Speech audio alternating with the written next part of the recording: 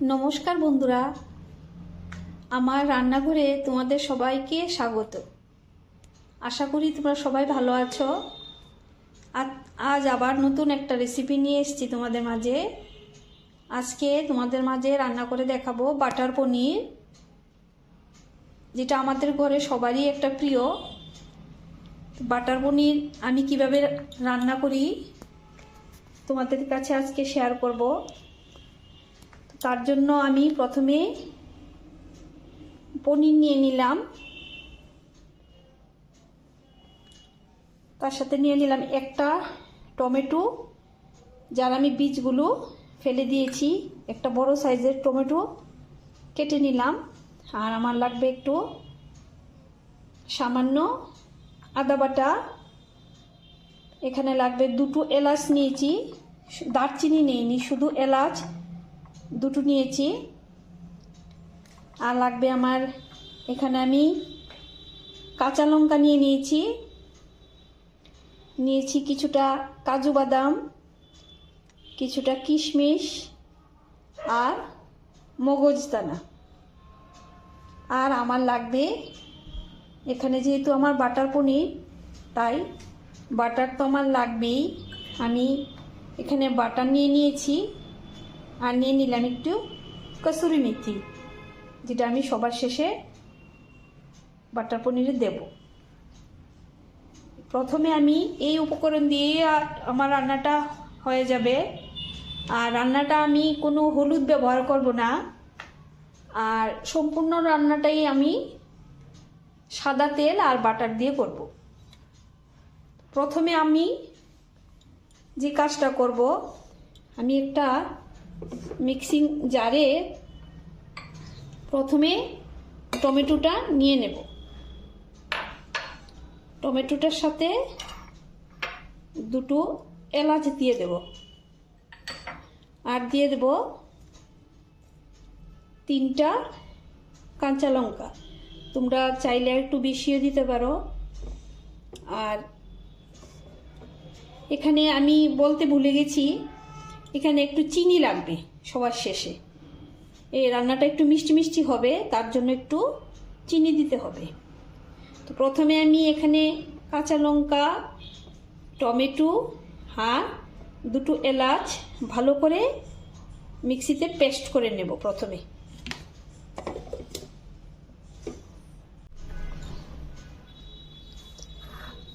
আমি এখানে টমেটো, কাঁচা লঙ্কা আর দুটো এলাচ ভালো করে পেস্ট করে নিলাম।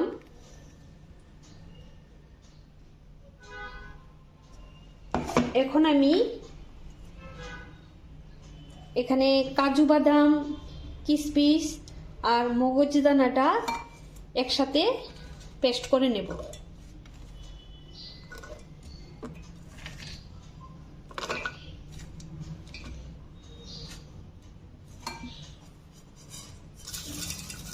সামান্য পরিমাণে একটু জল দেব, দিয়ে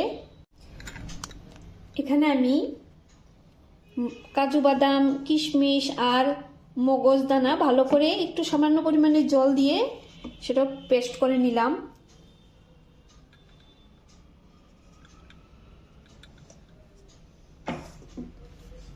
প্রথমে আমি এখন পনিরটাকে একটু হালকা করে সাদা তেলে নুন দিয়ে ভেজে নেব। আমি উনুনে কড়াই বসিয়ে দিলাম, আর প্রথমে আমি একটু সাদা তেল দিয়ে দেব পনিরটা ভাজার জন্য। তো প্রথমে একটু তেল দিয়ে দিলাম। তো পনির ভাজতে গেলে তো কড়াইতে লেগে যায়, তার জন্য একটু নুন দিয়ে দিলাম।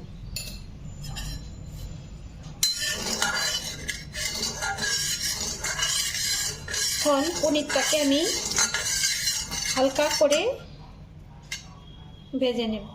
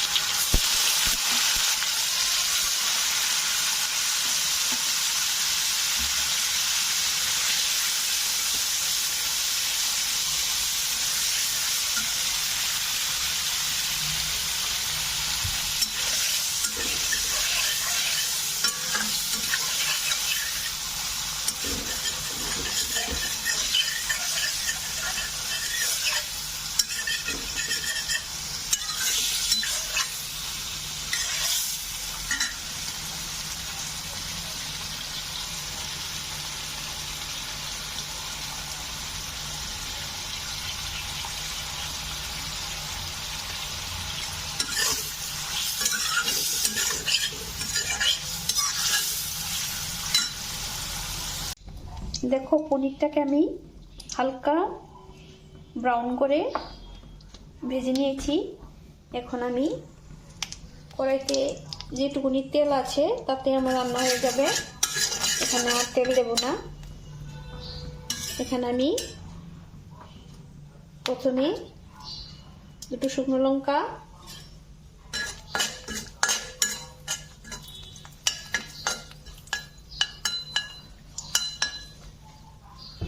আর দিয়ে দেব তেজপাতা,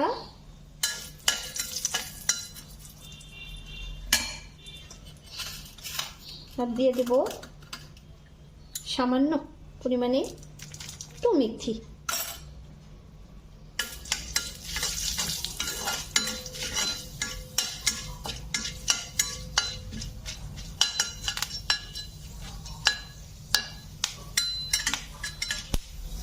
মেথির কালারটা আমার চেঞ্জ হয়ে গেছে আর ফোড়নের গন্ধটাও বেরিয়ে গেছে। এখন আমি পেস্ট করে রাখা টমেটো, কাঁচা লঙ্কা আর এলাচ দানা দিয়ে দেব। এখন খুব ভালো করে কষাতে হবে যতক্ষণ না পর্যন্ত টমেটোর কাঁচা গন্ধটা চলে যাচ্ছে। তার সাথে আমি সামান্য একটু নুন দিয়ে দেব। এখন খুব ধৈর্য সহকারে এই টমেটো পেস্টটাকে শুকিয়ে ভালো করে কষাতে হবে, একটু সময় লাগবে। এই দেখো টমেটোটাকে আমি এইভাবে কষিয়ে নিয়েছি। এখন আমি আদা বাটাটা দিয়ে দেব আর সঙ্গে কাঁচা লঙ্কা, চিরা কাঁচা লঙ্কাগুলো দিয়ে দেব। দিয়ে এখানে 2 পিস যে বাটার রেখেছি আমি, এখানে আমুলের 100 গ্রামের যে বাটারের প্যাকেটগুলো হয় তার 3 ভাগের 1 ভাগ আমি নিয়েছি। এখন বাটারটা দিয়ে আমি আরেকটু কষাবো।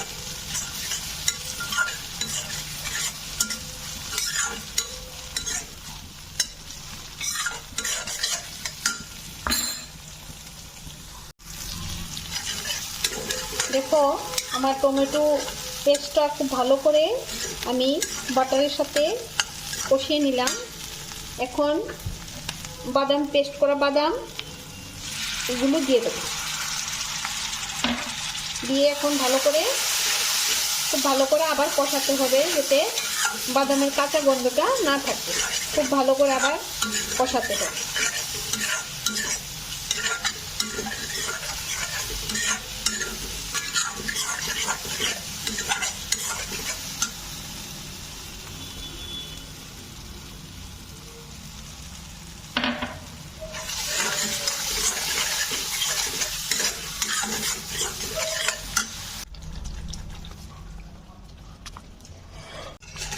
দেখো বাদাম পেস্টটাকে আমি খুব ভালো করে কষিয়ে নিয়ে তাতে সামান্য পরিমাণ মিক্সির বাটি ধোয়া জলটা, যেটা কিছুটা বাদাম লেগেছিল, ওটা আমি দিয়ে দিলাম। এখানে বেশি জল দেওয়া যাবে না। এখন আমি এটাকে ফুটতে দেব।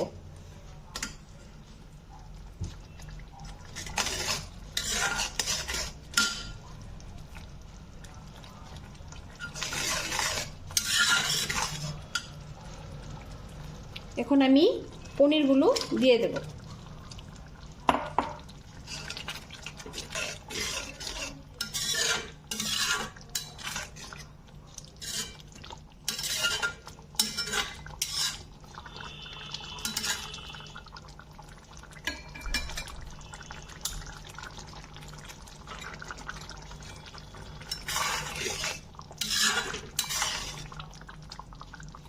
পনিরটাকে দিয়েও আমার একটু ফুটানো হয়ে গেছে। এখন আমি সবশেষে আর একটু বাটার দিয়ে দেব।